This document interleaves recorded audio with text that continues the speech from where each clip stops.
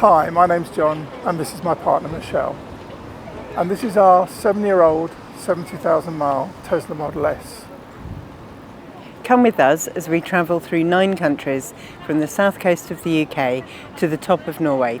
A journey of over 5,000 miles in a car that the tabloid press would have you believe has little to no battery performance left. And let's see whether the Tesla charging network is up to the job of getting us all the way there and all the way back. Because if it is, Elon's paying for all the fuel. Welcome to the long free ride.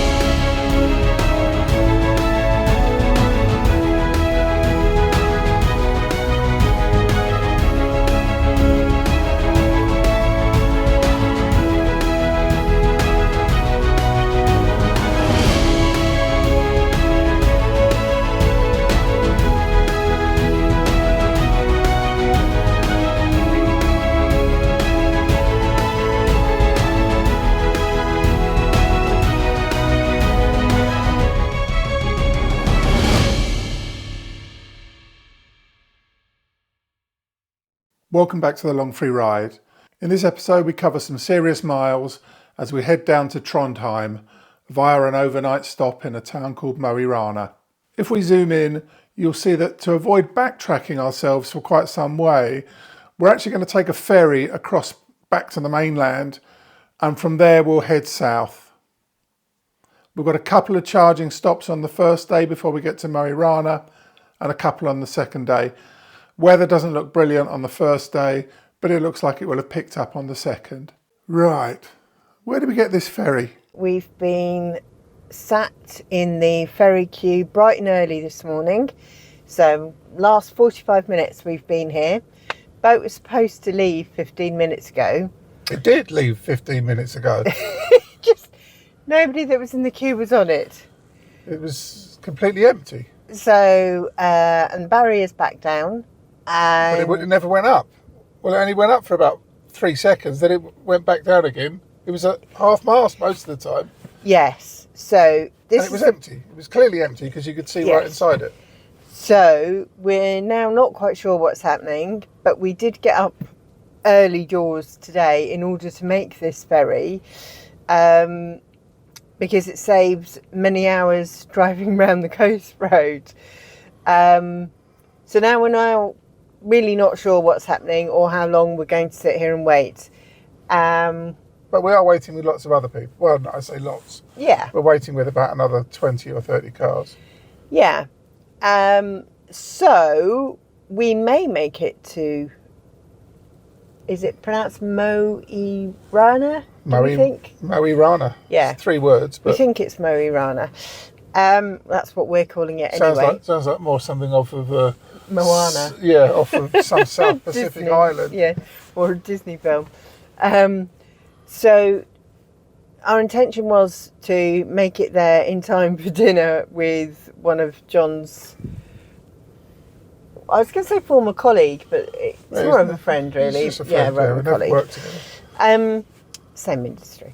So hopefully we will still achieve that and still be awake by that time, but who knows? And the weather today is grey and overcast, and we've had some rain quite a bit earlier on this morning. So there's not much else exciting going on at the moment. It's sat at a ferry port. Waiting for a ferry. Waiting for a ferry we don't have tickets for. Can't order tickets online. There's no ticket office at the ferry port, and there's nobody here to ask. But we are in a queue. We are in a queue. And if there's anything the British do best, it's queuing. It's queuing. So this could be a hilarious mistake for viewers watching, and for us it could be a painful waste of time. Anyway. We will see. We'll see. Eventually the riddle of the missing ferry was resolved as it rocked back up again. It would appear it visits some small island before it loads everybody up, but we'd taken the timings from the first departure to the island, so we were well early. But then came the question of where do you pay for this ferry? We wandered about a bit, but we couldn't see anywhere that we could physically pay. So we kind of sat down and got some breakfast and got chatting to a German couple and they informed us that the ferry was free. The Lofoten Islands are considered so remote that the government pays for a ferry to get people backwards and forwards to the mainland. And so it was a free ride, on the free ride, if you get what I mean. Anyway, look what Michelle had for breakfast. For days now, I'd been hearing about a speciality food called Norwegian brown cheese. I'd been told not really to expect a savoury cheese taste, and that most people thought it was some sort of caramel flavour, so more sweet than you would normally associate with cheese. So when I was offered a waffle with brown cheese, I went for it on the ferry. But it was served to me cold, which is odd because waffles should be warm, right? And the cheese itself, I didn't think was either savoury or sweet. I couldn't pick up really caramel notes in it. And it turns out it comes from the whey of goat's milk, which is then boiled down and sort of caramelises the sugars. And that's what gives it the brown colour. And they set it into sort of 500 gram rectangles. And it's pretty solid stuff. The crossing lasted a couple of hours and then we docked at the mainland port.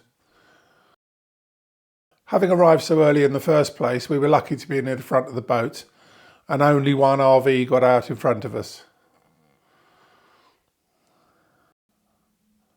With that swiftly dispatched, we headed into the grey, rainy day.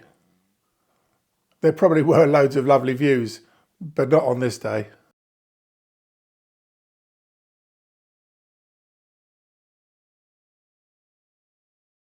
The first charging stop of the day was at Inhavit, Hammoroy Tesla supercharger.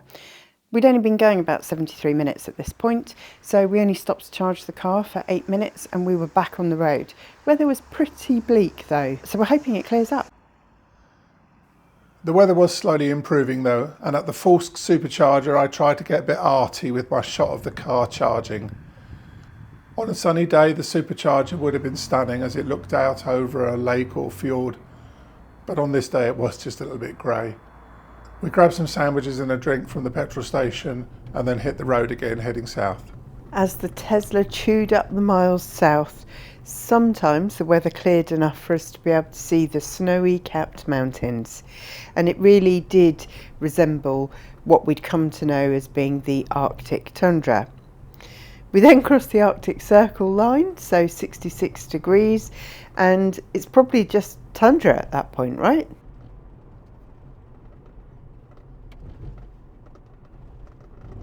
Descending from the upland plateau and driving once again through pine forests, it wasn't long before we were at Rana, where we went to the supercharger to charge up ready for the next day's journey. It just so happened that a friend of mine, who's also called John, was working in Rana on a new battery factory that they're developing. This factory will build batteries using clean energy from Norway's hydroelectric plants and provide those to manufacturers who are using them to decarbonise their products. With Rishi Sunak having pushed back the adoption of electric vehicles, you wonder whether these inward investments will actually happen, or will the jobs just all migrate to the countries that have already made these investments? Time will tell, but I think we need to pull our finger out.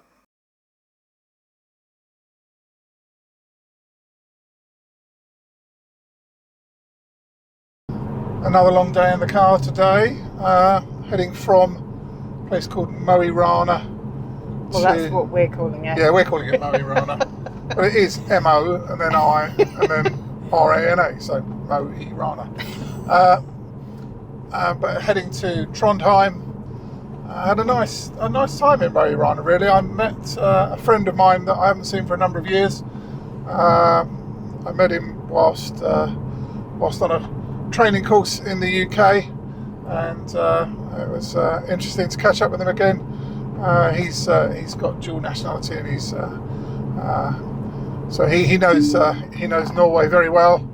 Has driven a large part of it, and he's given us a couple of ideas for towards the end of the trip to save just driving day after day, because it is beginning to become a bit of an epic journey. Don't get me wrong, the views are fantastic, and it is very enjoyable driving, but each day when you're doing probably 7, 8, maybe today maybe even 10 hours on the road, by the time you've had various food stops, comfort breaks, filming breaks, etc, etc, day after day it can become a bit of a drag. I wouldn't say drag so much. What would you say then? Well, We'll go with drag, shall we?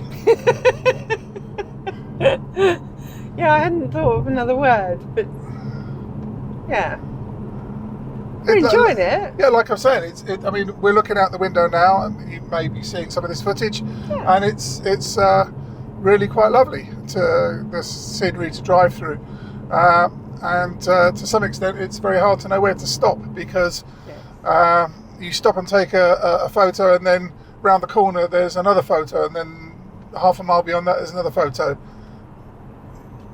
Yes, but you then have to limit yourself, don't you? And I did then limit us to getting to the next supercharger before I took any more photos, and then we drove past loads of stuff that was beautiful. But there we go, that's travelling. Yes, indeed. So what we're thinking about, we're going to evaluate a bit more this evening, is using a longer ferry journey than we had initially thought, to give us in some ways a bit more time in Norway, but then cutting out Oslo and running down to Malmö and then back into Denmark and that sort of thing. So we might go all the way from Norway straight to Denmark, but follow us and you'll find out what we end up doing. Because we don't know at the moment. Because we don't know either. Although we'd only been driving for about an hour and a half, we took the opportunity to stop at Mosjøen to pick up a bit of charge.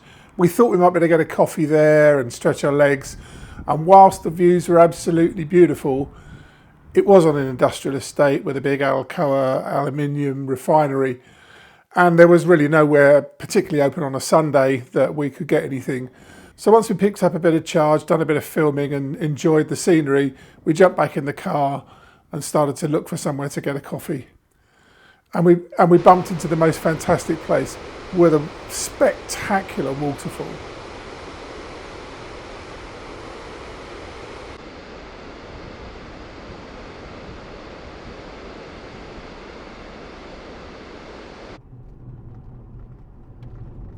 But we sadly couldn't stay for too long. We needed to keep on moving.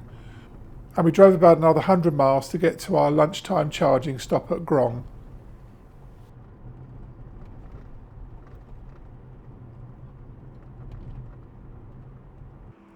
Our second charging stop of the day was at Grong, and we stayed here for 36 minutes. This gave me some time to do some research on Trondheim, where we were staying tonight. Trondheim is Norway's third most populous area, behind Oslo and Bergen.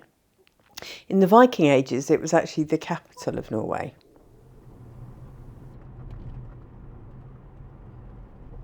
The further we headed south, the more busy the roads got.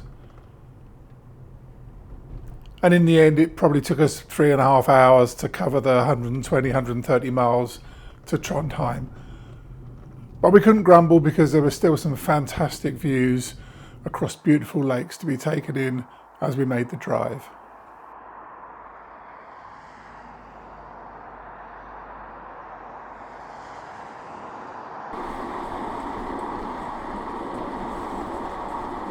Trondheim is Norway's third most populous area, so behind Oslo and Bergen. In the Viking ages, it was actually the capital. On arriving into Trondheim, we found the hotel down by the waterfront, which is beautiful, walked across a bridge to the other side of the river, and then found a sort of pub cafe on a little canal inlet so we could watch the boats go by whilst eating our dinner. It was very nice. Our hotel was also the location where people could pick up vans and cars that they'd hired. The company name, Always Know, led me to wonder how their customer services answer the phone. Good morning, Always Know. Seems pretty rude to me. In all my years of customer service work, we would never have got away with that. For those of you that enjoy the stats, let's have a look at the scores on the doors. In this episode, over the 2 days, we covered 523 miles, which is 842 kilometres.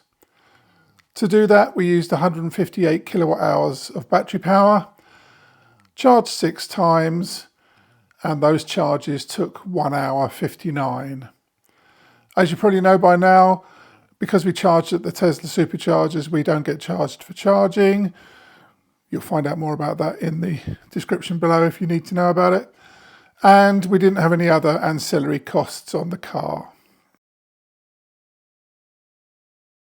So let's move this episode's stats across to the totals. We hope the long free ride is demonstrating that you can do long road trips in an electric vehicle. Please like, share and subscribe to the channel to help us bring this message to a wider audience.